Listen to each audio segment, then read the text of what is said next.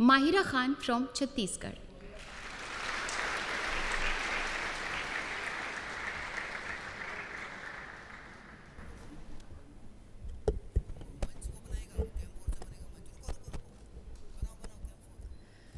जब जब दहला विश्व हमारा, जब जब दहला विश्व हमारा, और जब जब बेमकसद खून बहा, चीन रूस जापान सभी ने भारत को एक दूत कहा, भारत को एक दूत कहा.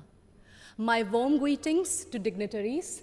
I am Mahira Khan from Chhattisgarh, and I am here to speak on the topic of peace building and reconciliation, ushering in the era of no war. Taking pride in India's history is one of the parch pruns given by the Prime Minister in the age of Amrit Kal. And looking back at history, it is a proof that India has always been a harbinger of peace. No war does not mean that we have no reason to fight war. It only means that we give importance to peace by following values of compassion and forgiveness. It was the value of compassion that even after winning the war in Kalinga, Samrat Ashok decided to never wage a war and spend his entire life to preach the message of peace to countries as far as Greece. It was the value of forgiveness that even after the British sent our soldiers to world wars and our farmers to famines, Mahatma Gandhi still chose ahimsa and satyagraha for independence. Taking inspiration from India, Nelson Mandela also chose to forgive the apartheid regime in South Africa.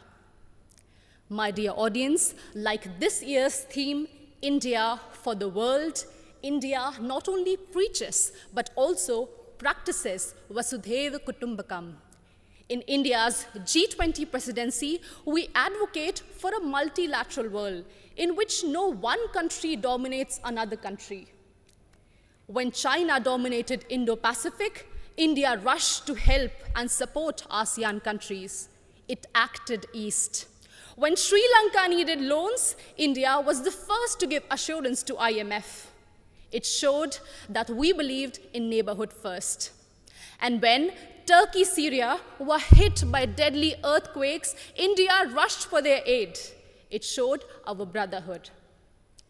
Remember, in 1945, after testing the first atomic bomb, Oppenheimer quoted from Bhagavad Gita, "Now I have become death, the destroyer of worlds."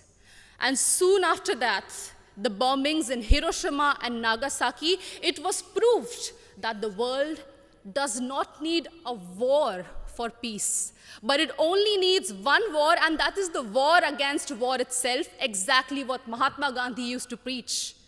हमें युद्ध के खिलाफ एक वास्तविक युद्ध की ज़रूरत है.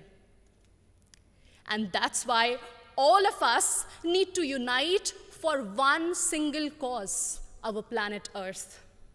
The conflicts in West Asia, Africa, and the constant quest for world dominance between USA and China are doing no good for sustainable and equitable development.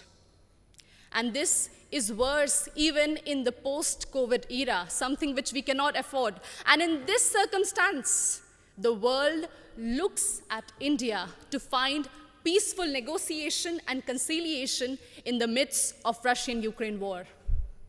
As the voice of Global South, we believe that few rich countries which have caused maximum war and pollution in the last century should pay for their mistakes by helping and not holding back technologies from poor countries. I understand that we might be divided by borders, but we believe that our culture, sports, and ideas could unite us. And in this condition, the world looks at International Solar Alliance for an equitable solution to green energy transition. Our jawar, bajra, and ragi are being celebrated as superfoods in the world today. And the world looks at Ayush for a healthy lifestyle. My dear audience, when one youth from Naxal-affected area of Abujmar in Chhattisgarh can strive and participate in international football. It inspires so many of us to strive for a home that is free of conflict and full of opportunities and growth.